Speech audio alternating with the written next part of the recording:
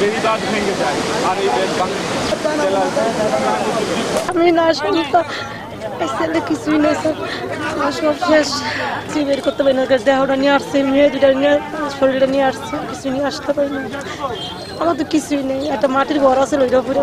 আপনারা জানেন যে গত কয়েকদিনের টানা বর্ষণ এবং পাহাড়ি ঢলের কারণে আমাদের কুমিল্লা জেলা আসলে প্লাবিত হয়েছে। এখানে আমাদের প্রায় 17টি উপজেলাই কম বেশি প্লাবিত হয়েছে। তো এবং বন্যার পরিস্থিতিটা আসলে অতি বর্ষণের কারণে এবং পাহাড়ি ঢলের পানি বৃদ্ধির কারণে এটা কিছুটা অবনতির দিকে।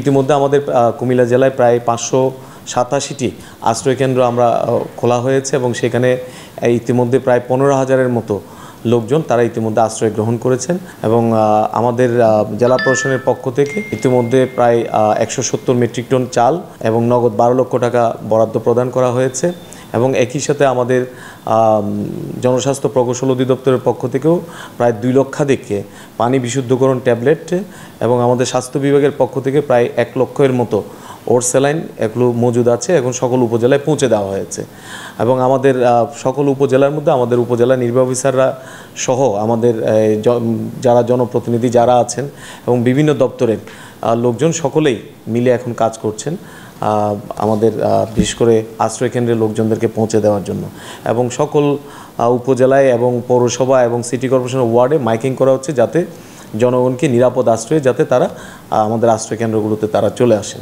আমরা ইতিমধ্যে গত রাতে আমরা মেসেজ পাইছি যে গোমতী নদীর পানি মানে বাঁধের উপর পানি উঠতেছে আর কি। সংবাদ পেয়ে গত রাতে আমরা একটা টিম এখানে আসছিলাম, এসে পর্যবেক্ষণ করে গেছে, তখন এই অবস্থায় ছিল না এবং রাত 2টার দিকে আমাদের একটা টিম ছিল, তারা সারা রাত এখানে 2-3টের মতো টহল দিয়েছে যে পানির কি অবস্থায়। কিন্তু ভোর হওয়া পর্যন্ত আমরা অনেক মেসেজ পাই যে আমাদের বাড়িঘর ডুবে যাচ্ছে।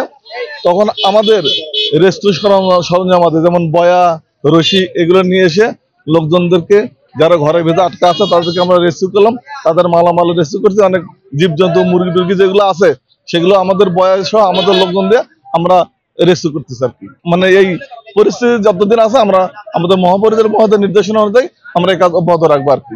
কুমিল্লা জেলার অধিকাংশ এলাকা যেভাবে প্লাবিত হয়েছে, আসলে এই প্লাবিত এলাকা যেখানে ক্ষতিগ্রস্ত মানুষ, যারা বন্যা কবলিত মানুষ, যারা কিনা তারা যেভাবে বিপদগ্রস্ত, যেভাবে বিপদের মধ্যে আছে, কিন্তু তাদেরকে সহযোগিতা করার থেকে আমি যেটা লক্ষ্য করলাম যে উৎসুক জনতা যারা কিনা বন্যার পানি সপরিবারে দেখতে আসছে এবং পাশাপাশি আপনার এলাকার মানুষজন যেন মনে হচ্ছে এখানে একটা উৎসব মেলা একটা এই ধরনের একটা পরিবেশ বিরাজ করছে। এখানে উৎসুক জনতাকে নিজ নিজ দায়িত্ব থেকে কিন্তু এটা চিন্তা করতে হবে যে এখানে আপনার বন্যায় যে ক্ষতিগ্রস্ত পরিবার তাদের পাশে যদি সবাই এসে কিছু একটা সাহায্য নিয়েও যদি এসে তাদের পাশে দাঁড়াতো তাহলে কিন্তু অনেক উপকৃত। কিন্তু আমরা যেটা লক্ষ্য করলাম সেখানে মানুষ বিনা প্রয়োজনে জাস্ট বন্যার পানি দেখার জন্য এখানে হাজার হাজার মানুষ ভিড় করছে এবং এই রাস্তাটি দেখেন যে অত্যন্ত ঝুঁকির মধ্যে আছে। এই রাস্তাটির উপরে এখন লোড যত কমানো যাবে ততই কিন্তু ভালো, কিন্তু দেখা যাচ্ছে ওই পাশটা বন্যা পুরো বন্যায় কবলিত, ওই পাশটা পুরো বাড়িঘর ডুবে গেছে আমি যেটা দেখলাম। তো সেখানে পানির যে একটা প্রেশার, তার পাশাপাশি যদি মানুষের প্রেশারটা শুরু হয়, গাড়ি ঘোড়ার প্রেশার যদি শুরু হয়, তাহলে রাস্তার উপরে ঝুঁকিটা অনেক গুণে বেড়ে যায়।